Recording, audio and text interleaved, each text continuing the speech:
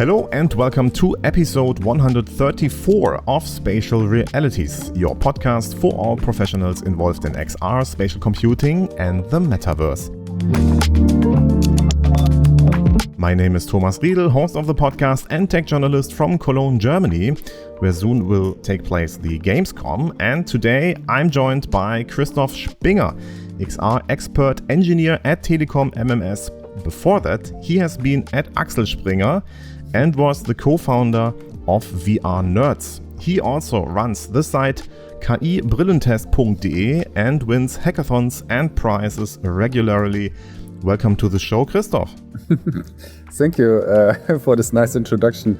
Actually this year was quite successful so far. I won 2 awards already. And sometimes I have to remind myself that this is something that is not normal, because I directly start working again and again and again and new tasks here and there.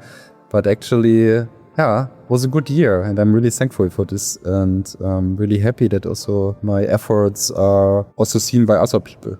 Absolutely, and the year is not over. August just began, so we have another 6 months to gather more prizes. The last one you won, so far as I know, was the XRCC Hackathon. Mm-hmm. Congrats to this one. And with which project did you win, actually?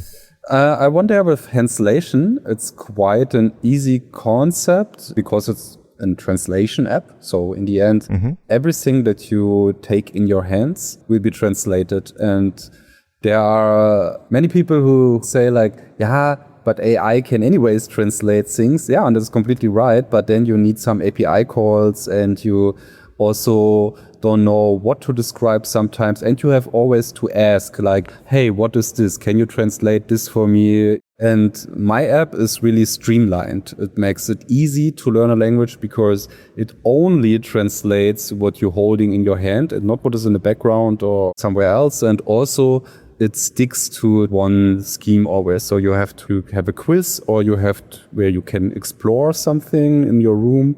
Like the app is asking you for a Korean word, that is a pencil, and you have to find it and show it to the app. And this is all running locally. And so it's fun on the one side, and on the other side, it's also secure 100% because you don't have API calls. We had a scandal with Meta and so on, where pictures were sent to Africa. This will not happen with my app because everything is 100% local, and I'm using for this Cyclip. It's a model from Google, and it's based on Clip from OpenAI. And the cool thing about this is that you can describe with words what the AI should detect in the picture. I can explain a bit more if you want to, but we can... Yeah, dear listeners, you immediately recognize that Chris is a developer and he's doing this every day, so he's completely in the material. I'm also interested on which device you put the app. Which one did you use? Actually, for the hackathon, I used Pico, Pico 4 Ultra, for different reasons. I could also use the MetaQuest for this project, of course, but I decided for the Pico this time. And also there is another branch of this app in the end. It is for the Rokid AI glasses. And the Rokid AI glasses then using in the end the smartphone. So you have a smartphone app as a companion also, where you see also your progress and so on. And you have the AI glasses that in the end responsible for the detection of what you're holding in your hands, but also to give you some visual feedback, because the Rokid AI glasses, they have also a display. It's just a green display, so the visual impression is a bit basic, exactly, than on the Pico headset. But it's super cool because you have a light device, and you can give it also easy to kids and so on that maybe have problems with a bulky headset. Awesome. Yeah, very nice. We will talk more about what is possible for developing on AI glasses soon. What do we have today in this episode? First, developing for smart glasses is very important because there's a hackathon coming up. Together with Chris, we will take a look on how to actually develop for AI glasses. Do you wipe code? Do you do full game dev? Or how is the best approach for that? We will also have a couple of news we need to talk about. Samsung is involved, OpenAI is involved, and also Of course, we are having some sales numbers from EssilorLuxottica, which are pretty interesting, especially as we are having so many bad vibes right now on social media. So the numbers tell a different story, which is interesting. And then, of course, you all have to know, Christoph is not only here because he's excellent with AI glasses and developing XR experiences, but also because he is jury member and mentor of the Contextual AI Challenge track of the AI Hackathon at STARTPLATZ, taking place on September 4 to 6, which you can still join. So if you want to learn how to develop for AI glasses and for the Snap spectacles, you can still sign up. You will find a link to the hackathon in the show notes. And Chris will also be here. He will be on your side, maybe holding your hand if you're kind enough, and help you develop your dream AI app for AI glasses. So yeah, really happy that you join us in Cologne from September 4 to 6. I think also it's a really good opportunity, especially in Cologne at this time, to meet other developers. For me, most interesting part of a hackathon is always the other people, the other projects, just sitting together and have a great time. So yeah, I would recommend that you register for this hackathon. Nice, absolutely. And before we dive deep into the news of the day, we also have to mention that there will be the Next Reality contest once again in Hamburg this year. And the Next Reality contest is actually having an anniversary this year. It's the 10th time happening. So congratulations to Next Reality Hamburg e.V., who is doing this for the XR industry in Germany since 10 years. That's just amazing and needs to be recognized. And they actually deserve a prize for doing this 10 years in a row.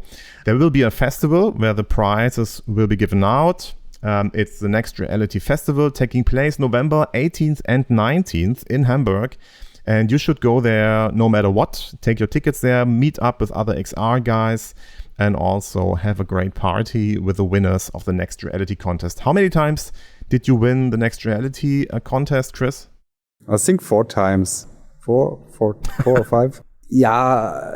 Wow. Okay. Is there somebody who won more prizes than you? In the Next Reality Award, I think not. But in general, I guess, yeah.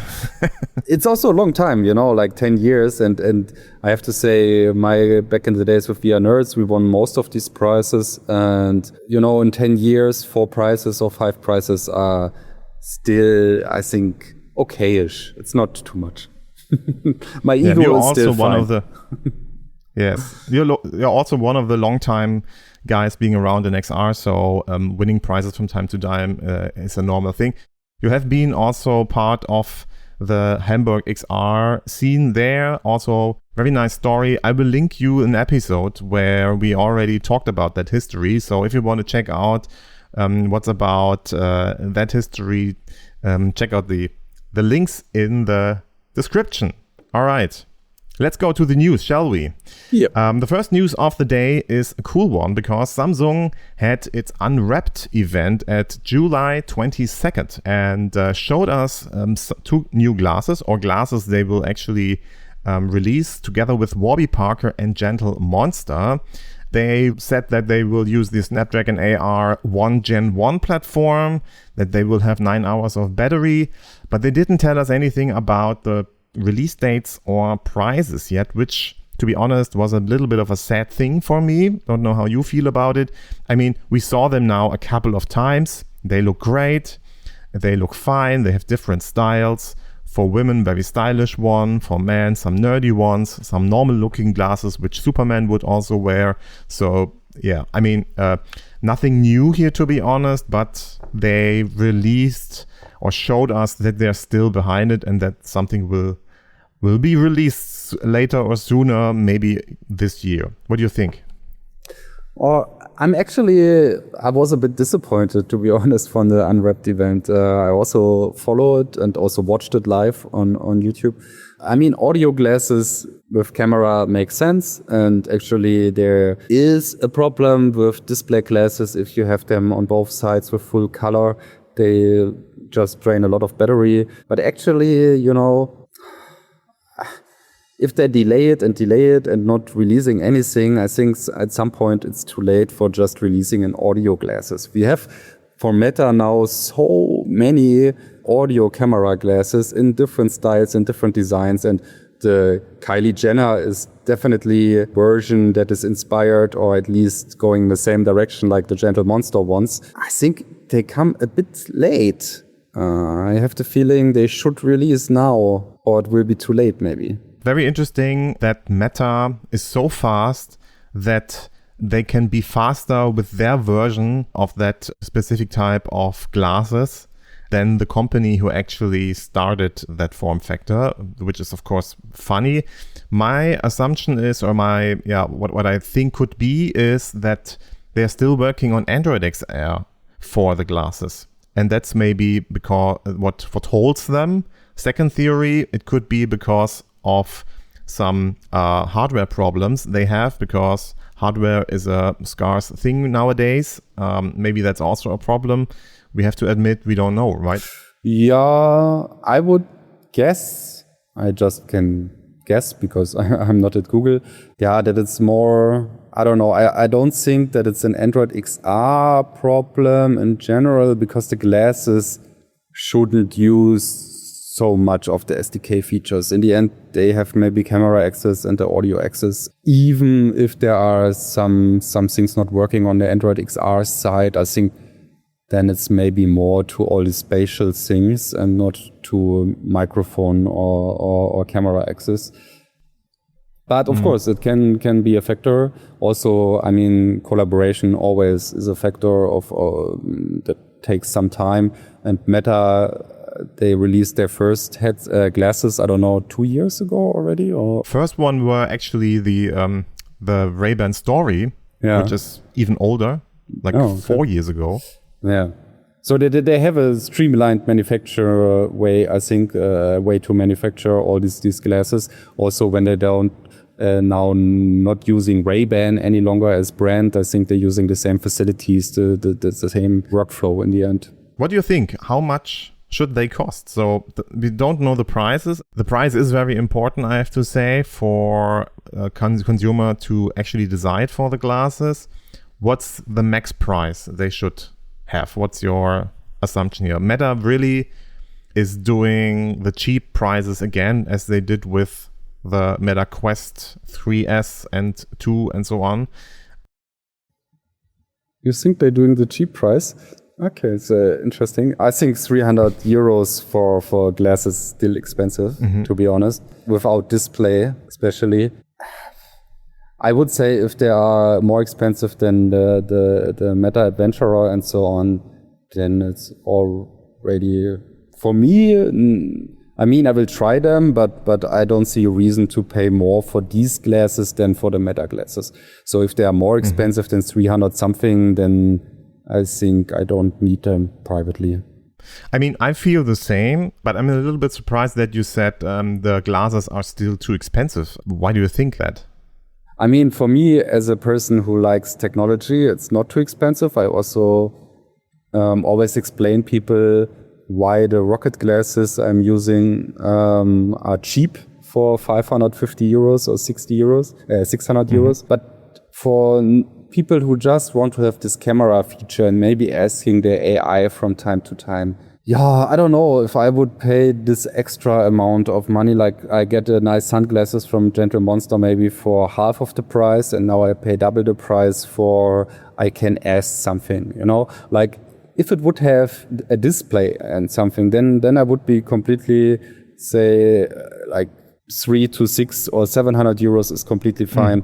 But without display, I just feel something is missing. And I don't know if I will keep my 300 euro Meta glasses, to be honest, my sunglasses that I bought, because I have the feeling my Rokid glasses for 600 euros are the better value in the end, because they have this display. And I don't use the display to watch videos or whatever, but it gives me some slight feedback always, you know, like you make a photo and you have this small green dot and I just get a feedback, and this is so cool, and I'm missing this really on all the glasses that don't have a display. Very interesting. Have you tried the Even Realities ones yet? They have a totally different approach or some different approach, having no camera at all, but displays built in. They're also rather expensive. You can pay almost $1,000 for them. Have you tried the even realities yet? Not the even realities, but I have something that is the same technology in the end. It's the My View glasses. And they have also on both sides a display, a green display like the Rokid glasses. And I also think like the even reality glasses. Mm-hmm. And they have also no camera. The problem here is for me, it is lighter. And I used it last time also go for a run, for also 10 kilometers, and it was not annoying at all. But I need a camera, to be honest. For me, this kind of AI glasses, they make sense with a camera. And, you know, I spontaneously wants to make a photo. I spontaneously wants to make a video. Or I want to ask the AI about something around me. I want to show here, can you check this poster? Can you translate it for me or whatever? These are the use cases I'm really using every day. And so for me, without camera, there's just a big part missing. And I had a feeling when I was going for a run with this kind of glasses that it was still cool because I see my notifications. But what can I do with it? Mm-hmm. I think the use cases are then really, really limited if you don't have a camera. Yeah. Absolutely, I understand that. And watching your projects, you really depend on the camera. Yeah, you do all the things with the camera. Whatever you can imagine, there's a camera involved in it. And I understand that. So it will be a challenge to actually develop something meaningful with the even reality ones. But there are a lot of apps already there. We're going to check them out later this year. So stay tuned for them.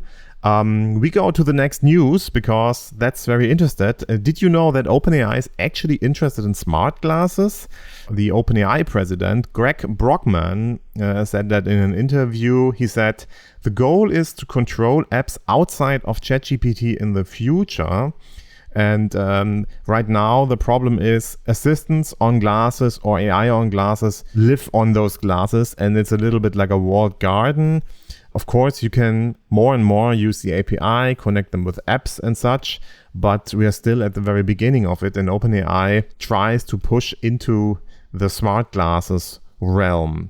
I think it makes perfectly sense. The first really cool AI XR experience I had with my Galaxy XR glasses, but they are really bulky XR glasses, no AI glasses. But I think in the future, maybe if you have the compute power in AI glasses, then they can do the same. Because the cool thing was that I was not only sending a picture every few seconds or whatever to the AI, it was really feeling like somebody is next to me and I can talk about something. Because the device is just super fast, it has a good processing power. So it felt like a real dialogue. And this with AI glasses, I also have sometimes, but not in the same quality. But I think we will come there sooner or later, especially with APIs. We can come there. And yeah, I think this is really beneficial. It makes totally sense also in life. Yesterday, I had a problem with my steamer. I have a steamer in my house. I just go with my glasses there and say, hey, the steamer is not working. What are the common problems? And was just fixing it for me. So I think the device plays a big role in the end for also OpenAI. The interesting part here, I guess, is when you take the meta perspective. So why is OpenAI going also into smart glasses, or is very much interested taking place or being on smart glasses? That's because they don't have a really good working product right now. And the fun part here is, and that's something which is also a good question for you, I guess. You tested a lot of smart glasses, but the problem might be that you actually need an ecosystem to make them really functional. And OpenAI has no ecosystem the same way like Meta has no real ecosystem. And now we are expecting Samsung glasses and the Google glasses, and later next year, maybe the Apple glasses. And they will, of course, come with the biggest ecosystems. And then it makes way more sense to be integrated into more use cases. And that's what the problem I have with all those little startups, projects popping up right and left. We have 85 different glasses in the meanwhile. From Oscar Falmer in his document, I check it out from time to time, and it's getting longer and longer, that list. And I am wondering if the ecosystem will be the decisive factor in the future. Could be, yeah. I think for me, this was also the only reason why I really liked my Galaxy XR glasses, because they were connected to every service I anyways using, like Google Drive or Google Maps or whatever. I could just use it. I don't have to do anything. And it was really nice, because actually on my Quest I never had this feeling, and that's why I also don't use it for kind of, I go to vacation, have a hotel night, then I don't use my Quest, then I use my Galaxy XR because it's connected to all my services. I can use it. It's really comfortable, and I think this will be the same with other glasses. But there are also companies who are doing right now a good job. Have to say, for example, like the My View glasses that I talked about earlier. They're doing what they do since the beginning. Since I bought them, the app didn't really evolve. It's still the same, and it's okay-ish. But the Rokid glasses, for example, that I really like, I get updates every 2 weeks, and kind of sometimes maybe 3 weeks, but they are really improving this thing, and you can really feel that they holding to this product. Other companies maybe already just focusing on the next product, but they are really pushing updates and functions and stuff. And actually, the app from Rokid has way more flexibility than all the others. Of course, I need some time, right? If I have a Google glasses, then maybe everything is directly set up for me. The Rokid glasses, I have to set up them manually. But yeah, they're doing a great job. But I think it's a big effort in the end. I also posted about this on LinkedIn lately, because I think pushing out a product is one thing, but then really keeping the community going, keep the product growing and the software. This is a big part of business, actually, and many companies failing on this part, I have the feeling. All right, coming to our next news, which is very interesting, because right now we are seeing a lot of pushbacks on social media about a couple of articles being written about people not behaving with their smart glasses. The news here is that the sales numbers are here from EssilorLuxottica, and the smart glasses sales almost doubled compared to the same time period of last year, they say, and they talk about an exponential growth, which is very interesting. And when we do the math, we have a couple of numbers from Essilor. Since 2024, in that year, they sold 2 million glasses, they say. 2025, we think it might be 7 million. And if they talk about an exponential growth, and that the first quarter already has double the amount of sales, this might mean we might get something like 20 million at the end of the year, like all together. So 20 million units, which is very impressive, I guess. Very interesting news here. So maybe all the buzz about what people are doing wrong with the glasses might actually help sales. You mean that other perverts see this and get inspired?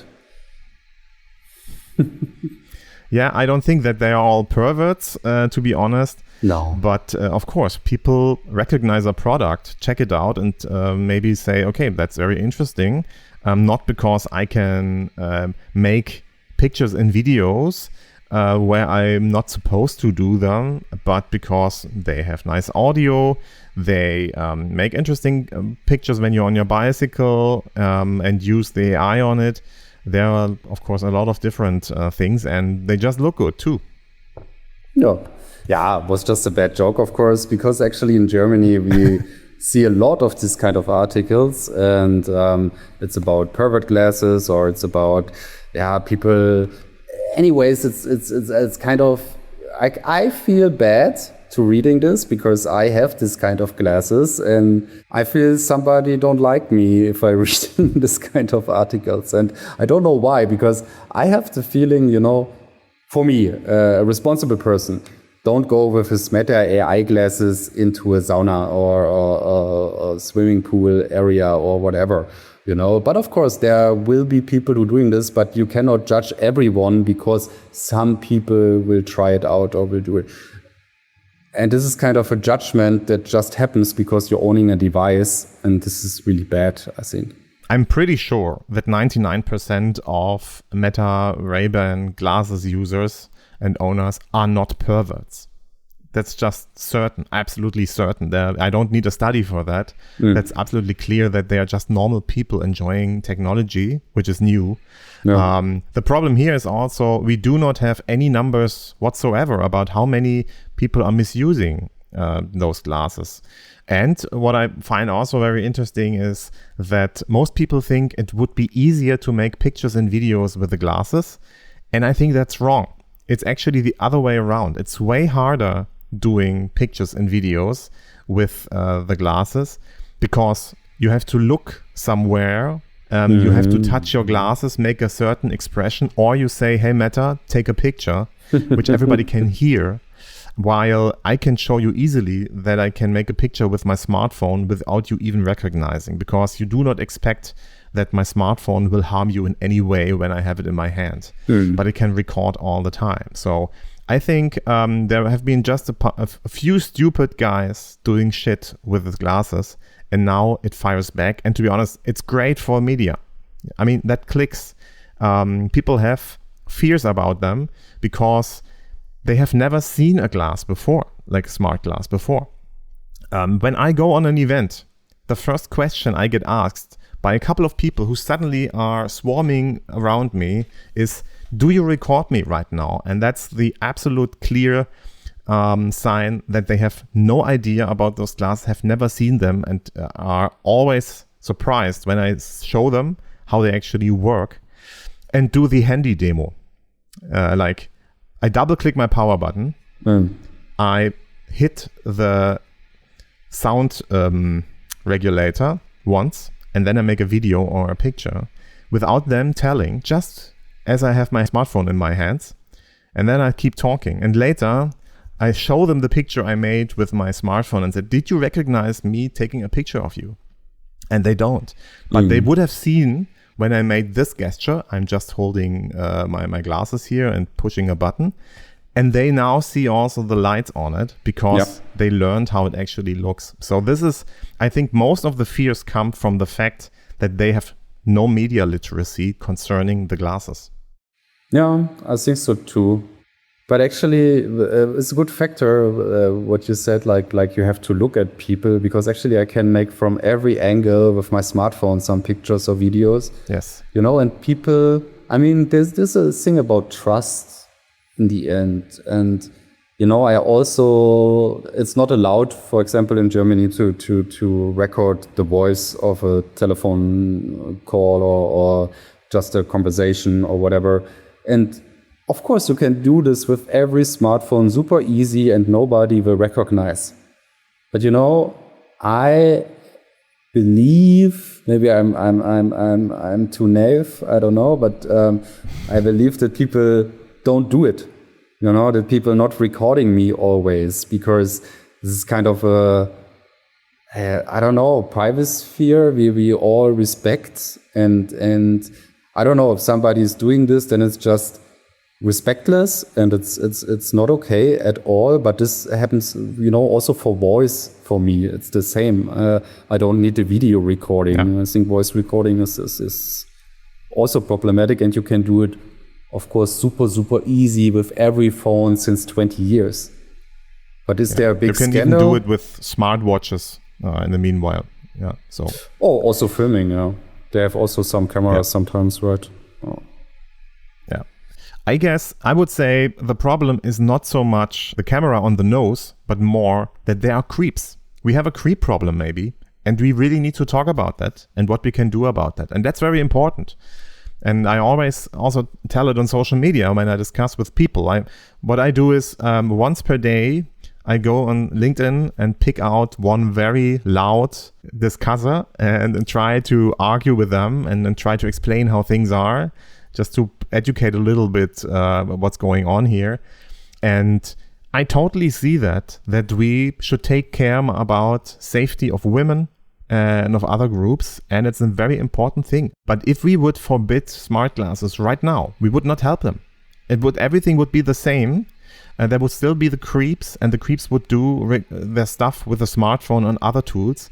And we didn't do anything about the cause of those creeps. And that's what we actually need to talk about in the society. Very important thing. So I like that we start talking about that matter, but it has nothing to do with the smart glasses per se, like the technology. It has to do with problems in the society. The glasses are not a problem at all. And I really see what back in the days happened with Google, with the glass holes happening again now. And it's just an excuse, or I don't know, but don't blame the technology. This is the human who's using it and not the glasses. And one guy was comparing it to a weapon, and there I have to say, no, that's not a fair comparison, because it is not a weapon. Then when we would say that, then the smartphone is way more dangerous, because there are way more cameras in there. It has a way better quality. It records all your life, your digital life. It's the center of your life, and you do not care at all about everything happening there. So we should talk about that. But the origin of our story was actually the sales numbers from EssilorLuxottica. And to close that news, I guess we can believe the news that actually something is happening. It is not dropping, at least. That's a very good thing. Something is happening there. They are selling more glasses than expected. If we should take it for granted that it's actually exponential, I don't know. Maybe we have to also look back later when we get more numbers if this development was actually exponential, because we only have 3 numbers right now. You know, like, how exponential can it be when you only have 3 numbers to compare? That's mathematically possible, but very weak. And as a professional industry guy and journalist, just a heads up that we need more data to actually say it's exponential. Cool. All right. So let's go to the second part of the podcast, which is developing for AI glasses. And before we talk about that, we also want to know a little bit about your work, Chris. You are working as an XR expert engineer at Telekom MMS. First, what is Telekom MMS? And second, what is an expert engineer actually doing there? Good question. I also want to figure out. Actually, Telekom MMS is a 100% daughter of Telekom. And actually, we are more responsible for the cutting edge technology topics, but also some more agency topics where we in the end for other companies developing stuff.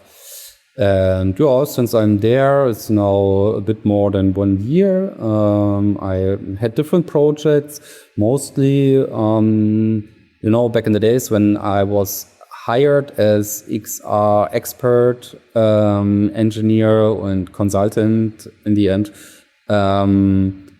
There was still the AI glasses thing way smaller than nowadays, to be honest. But since I started, the topic were growing every month. And so all my projects in the end, I had a Telekom MMS were with smart glasses, at least, but all with smart glasses. The first one was with Chef Koch together last year. This we showed also publicly and at the Digital X, where we used in the end AI glasses with camera to make a cooking assistant that helps you to make summer rolls. And cool. Then this year at NWC, I showed an app that I made with Ray Neo X3 Pro. Ray Neo X3 Pro. So many names. It's complicated nowadays. Absolutely. Yeah. But these glasses are not kind of classical AI glasses. They are more hybrid, I would say, between AI glasses and mixed reality glasses, because they can do 6D UF tracking and have color glasses on both sides. And in the end, working like snap tackles or something like this. Yeah.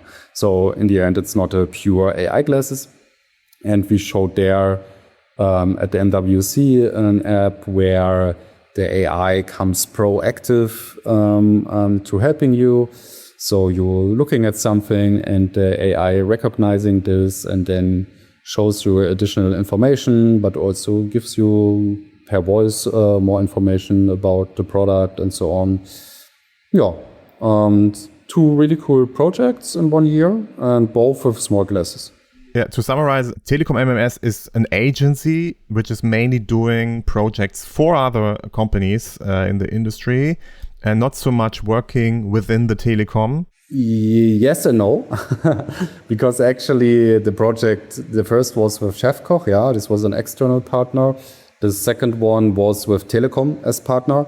So in the end, the MWC project was initialized by Telekom, and then Telekom MMS delivered the application. Cool. All right. And you are what is your role there? You're a developer? Are you a project leader? What or everything together? How big is your team? Maybe you can tell a little bit about how you're working at Telekom MMS, like 2 minutes or so.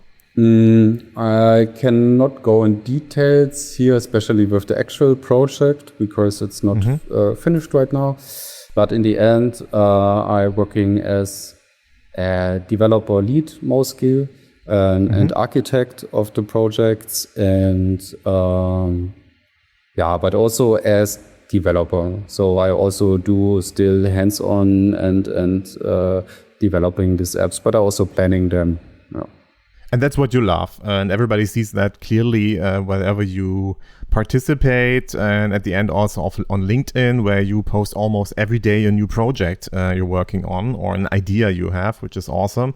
It's of course not every day, but for some it might feel like that because the algorithm is showing them all the things. We already mentioned it. On Oscar Falmer's list, there are 85 glasses, which is a huge number of different glasses. Do you have an oversight of all those glasses? What do you think about the amount of glasses being there?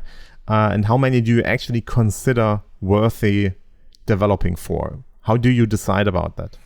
For me, I really like to try out everything. And I try to do it. I don't know, with the 85 glasses, I think is there every glasses from Meta included? Because then the number makes sense. Yeah, it's not like every color variation is in there, but as soon as they have a different name, it appears on that list. So the Meta Ray-Ban is there, Gen 2, the Meta Ray-Ban Gen 1, the Meta Oakley is there, the Meta Vanguard is there, and also the Meta AI glasses. They just released this there. So even Meta has about like 10 different glasses on that list. Yeah. So actually, I like to try as much as I can, but actually I have at home also like 6 glasses, I think, or 7. And but I'm looking more. I mean, for my website, for the KI print test, I just like to try everything. Also the glasses without display. For me personally, as a developer, the glasses without display are not really interesting right now, because I don't know. I mean, there will be apps that will be necessary for people and that will sell really good, but it's just not my personal thing. I like more something with display feedback, and this is what I'm looking for. And for me, I tried actually the Ray Neo glasses, the Meta display glasses, the Rokid glasses, of course, and the MyView glasses. So 4 different glasses with display, and it's not packets, of course, but they are a different category, I would say. For me, there are some glasses you cannot developing for. It's also important. They have to have an open ecosystem where you, in the end, can have an SDK or publish something. So the MyView glasses, for example, they don't have this. Meta display glasses now have this. To make it short, for me as a developer, actually the Rokid glasses are still the best.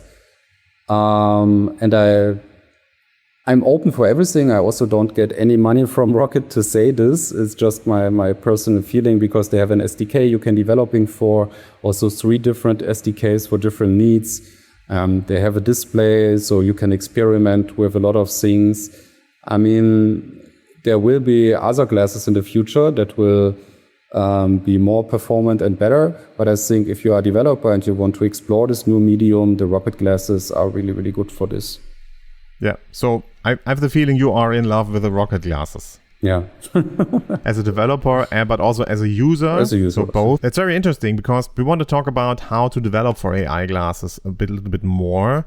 Now, you already said, okay, you're not so much interested in glasses without displays, but you have probably tried developing for them. Now we try to a little bit like, okay, what is the best approach for somebody, for example, who is not a game developer, who is not somebody who has done stuff with Unity or similar engines to work actually with AI glasses? What would you say? How should they approach developing for something like Rokid, or like even realities, or like even the meta glasses, where you just have an API? How would you suggest people should approach those kind of development? They're just using, their Claude code, and they have some experience with that since a year. They have agent swarms maybe using, or Claw, and now they try to utilize glasses. Actually, I vibe coded also like 2 or 3 Rokid glasses apps, because I'm a Unity developer. I'm not an Android native developer, and also for me, this is things that I did already back in the days, but I'm definitely not an expert in. And in the end, if you have IEE like VS Code or Cursor or whatever, it's quite easy to just feed this IDE with all the documents that, for example, Rokid Glasses has online for their 3 SDKs. And then in the end, you just need an idea and you need some time to debug this app, but you don't need to learn an engine or anything. I think you just need a fresh idea, because these glasses are not about beautiful graphics or things like that. It's mostly pure logic. And for this, you just need an idea nowadays. And that's really cool. So that sounds way easier than I expected. Like, it's really like developing any other app for web, for your smartphone, whatever. It's just on a different device. Or are there some things you have to consider when developing for hardware? Yeah, it depends, of course, completely on the glasses you are using. I think with the Meta AI glasses, it's completely different, because I think you don't have access with a normal Android app, but now they opened it, but you need their tool as far as I know, but I didn't develop anything for Meta, so I don't know. But for the Rokid glasses, for example, you have the SDK you can use, and then... Which is an app you have to install on your computer? In the end, it's some files to download, exactly, and then you put in your project, and then you can work with this. And there are also good documentation about it. And the thing is, some glasses are working, the Rokid glasses, for example, you can push APKs directly on the glasses. So it's completely standalone working, but they can also work as a smartphone extension. But if you think outside from Meta, who have restrictions with their software about this extension thing, then most of the glasses are just a microphone and a camera that is not directly attached to your smartphone. Means also from the development side, if the glass is giving you access to this, it's a quite easy workflow because your smartphone is connected to the glasses and it can use it. So it's not hard to find the camera, for example. Yeah. Cool. So it's really like then when it's only an SDK like access camera, access audio and microphones, then it's just like using the microphone or the camera of the smartphone. You develop actually an Android app, for example, or an iOS app, and then you send stuff to the glasses or receive something from the glasses. And that's the only thing which you have to manage. And you do not have to like put something on the glasses, have something like a deployment or so. Do not need to connect the glasses with a cable to your laptop or something like that, or to a smartphone. It's really like, okay, as soon as the app can use the SDK in the way it was made for, it should actually work. Yeah, at least it should work. Not necessarily it works also, but yeah. Of course, it's technology. So actually, what is a problem is that you have a connection between the smartphone and the glasses. So it's not on device like you normally have it if you use a smartphone. Means the Bluetooth connection that they often use to transfer some data between glasses and smartphone is way slower. And this you have to consider if you develop an app, because your picture will not be directly there in full resolution, first of all. And you cannot perform some tasks that maybe needs some live video feed, like a process or something, because you maybe are just able to get every 2 seconds a picture. So there like are object recognition or something like that. For example, like this. So you have to find then some workaround, or you are happy with the slower recognition. Because, for example, with my Handslation app that is running on the Rokid glasses and on the Pico glasses, on Pico I can detect like multiple, I think it's 200 milliseconds. On the Rokid glasses it takes kind of 1 to 2 seconds just because of the picture transmission. Interesting. If you have an idea, you actually have to consider which device will be the one this is working on. Or you say, okay, I do know that not everything will work on these glasses, and this is the way I do innovation, or I have my ideas, because I actually like that not everything is possible, and I try to find out what actually is possible left with that. The good news for the hackathon we were having is that we will also have the Snap Spectacles with us. So it's, I would say right now, one of the best augmented reality glasses out there. Great processing power, great framework. You can do everything you can imagine with it, I guess. So if you want to do something with hand recognition, gesture recognition and stuff like that, then you could take the Snap Spectacles.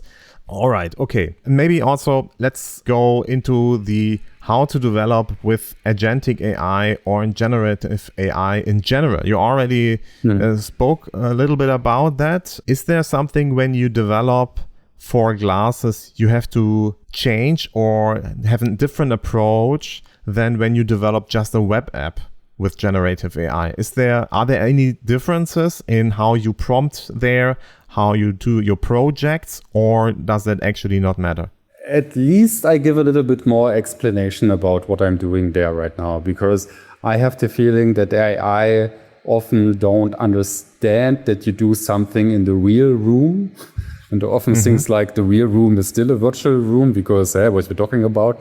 But yeah, I think, to explain, like, you have a camera, this is the glasses, because also these devices are sometimes really, really new and the AI don't really know about these glasses.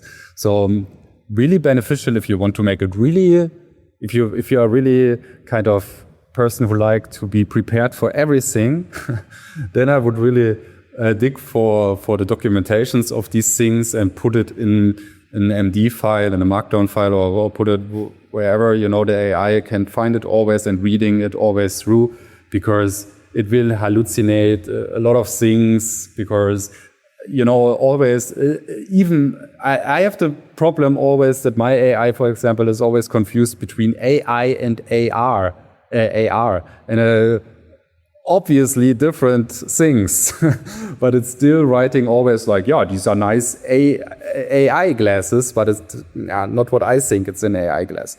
But yeah, in the end, you can give just more informations, because I think for really cutting edge technology, just the best advice is to feed the AI with all the freshest information you can get. Nice. Now, you are a very experienced hackathon participant and even hackathon prize winner. So you're the best to ask the following question. If you have 48 hours to build a working smart glasses or augmented reality glasses app, how would you say what's the best strategy to go on? How do you approach that? What is your personal road to success at a hackathon? In 48 hours? Yes, like from Friday to Sunday. You can work all night. This will be possible at the hackathon on September 4 to 6 in Cologne. You will hopefully sleep sometimes, but you could also just be there for 48 hours. Yeah.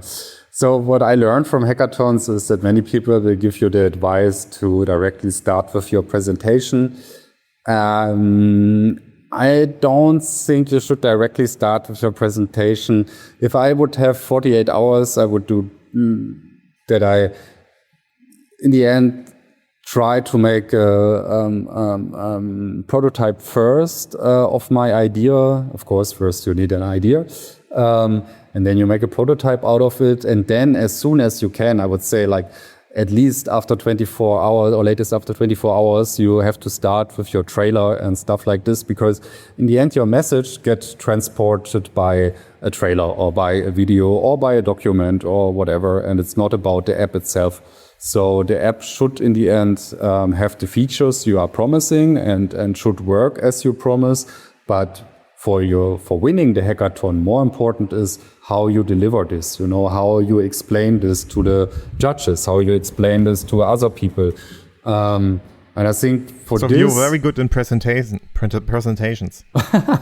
I don't know. No, you saw my video. You can judge on your own. To be honest, I didn't use a lot of time last time for my video. But for the presentation itself, I mean, I think a lot about how I want to present it. For example, the last video I made for the hackathon was maybe not the video you would think like, oh, he put here like 24 hours into the video. But I thought a lot about how I want to make this video. And I decided, for example, last time clearly against using any AI. Because I thought like, that all the people will use some AI stuff and then it looks all the same. And it's kind of like 1 hour trailer watching with AI content. And I thought boring for the people. So I wanted to make something that wake them up and just speaking into the camera and blah, blah, but there was a plan behind it to make it like this. Let's say half of the hackathon is actually working on the project, on the app itself. The other half is working on the presentation and things like that. Have you ever considered working in a team? I have the impression that you're always doing things all by your own, which That's is not possible true. because you're... No? Okay. No. I'm a team player. Actually, I mean, what I do here in my lab, I'm doing, of course, alone mostly. But the last hackathon in XRCC, I also was alone. But this was my first hackathon I did alone. And the reason for this was also that there was an online qualifier. And in the end, then with the online qualifier, you always, I don't know, I then like to more be for myself and work in my lab and doing my stuff. But at the hackathon before I joined, I always worked together with other people. For example, my first bigger hackathon I applied for, or I also take part of, was in London at Meta. And there I become really good friends with Bing Ming, Herbst. You also know her, I guess. And this kind of things happening since then I really try to go to not as much as possible, but to all the interesting hackathons, because I love to just get connected with new people. It's not about making apps in the end, it's about the creative people there, Yeah. And how do you find a good teammate? I mean, there are a lot of people, you don't know anyone, and then now try to find somebody who fits to your idea, who you actually have some kind of chemistry, and you are maybe convinced that you will actually survive these 48 hours with that person, which maybe smells different than you was expecting. How do you find a good teammate? It's hard, I would say, but actually for me, it always worked out in some way. I think the best thing is really to look in real life for other people, because in the end, you have to be also in real life in the same room for this time.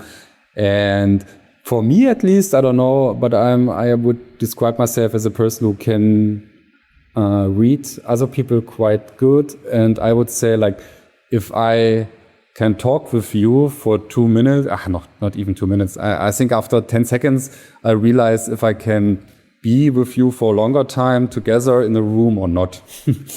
But online, I couldn't. Online, I would just accept everyone, and then in the end, I would maybe have a hard time. But I think in real life, you can decide really fast. So that's in the end. When I went to a hackathon, I found my teammates every time at the venue, not before. Yeah. And I guess that's also the strength of a real hackathon. You can go there will be the magic between people, and you can actually really fast find somebody and vibe with them and be very productive, and maybe even a lot of times friendships come out of those hackathon experiences, because you have to take care of each other and be sure that everything is fine, and when everything turns out great, you're very happy, and this is some kind of binding and connection which never goes away, right?